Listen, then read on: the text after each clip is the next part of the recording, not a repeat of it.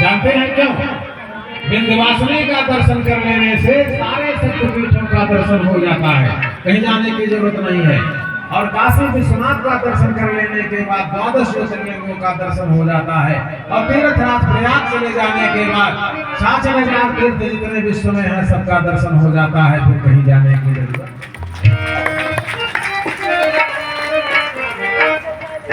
इस प्रकार से भगवान द्वारिका में दक्षिण भारत का एक ब्राह्मण जिसके घर 7 दिन से अन्न नहीं था, तुलसी दल से भगवान शालिग्राम को भोग लगता था, बच्चे रोकर सो जाते थे। ये कौन है? कृष्ण से सखा कश्यप ब्राह्मणः ब्रह्मवित्तमः विमुक्तः इंद्रियार्थेषु प्रसन्नात्मा जितेन्द्रियः। कृष्ण के भगवान के परम मित्र थे कौन? सुदामा। 7 दिन से भूखे थे, लेकिन शालिग्राम से नहीं कहते थे कि महाराज एक कुंतल चावल, अगर कहते तो मिल जाता। पत्नी ने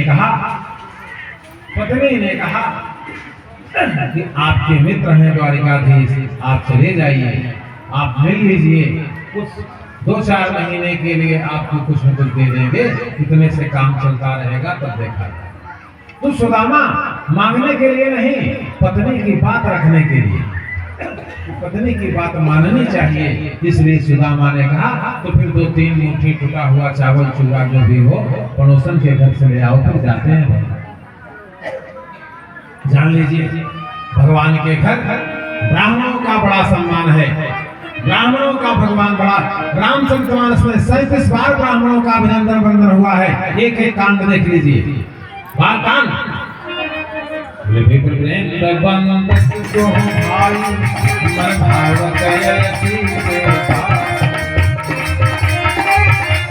अयोध्या कांड प्रसाद राजा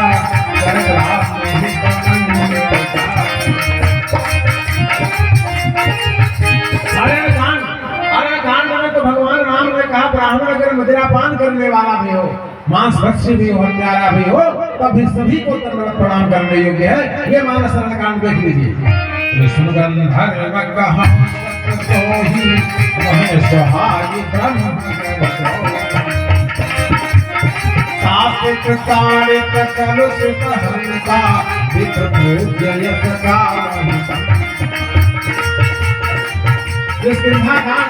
अगर ब्राह्मण से दुश्मनी करोगे तो कहाँ चले जाओगे?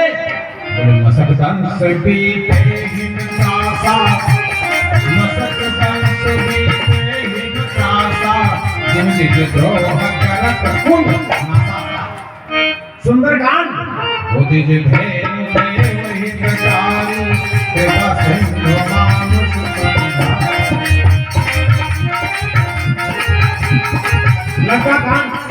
लंका कांड में रावण भगवान का शत्रु है, लेकिन युद्ध प्रारंभ करने के पहले रावण को प्रणाम करते हैं। देख लीजिए।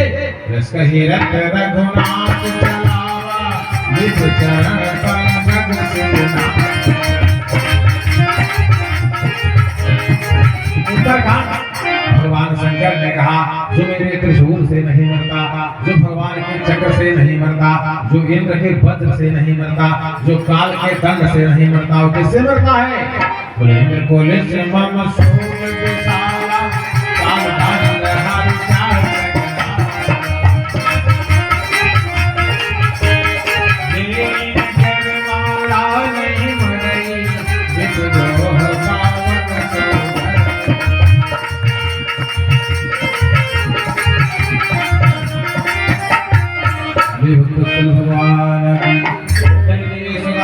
7 दिन 7 रात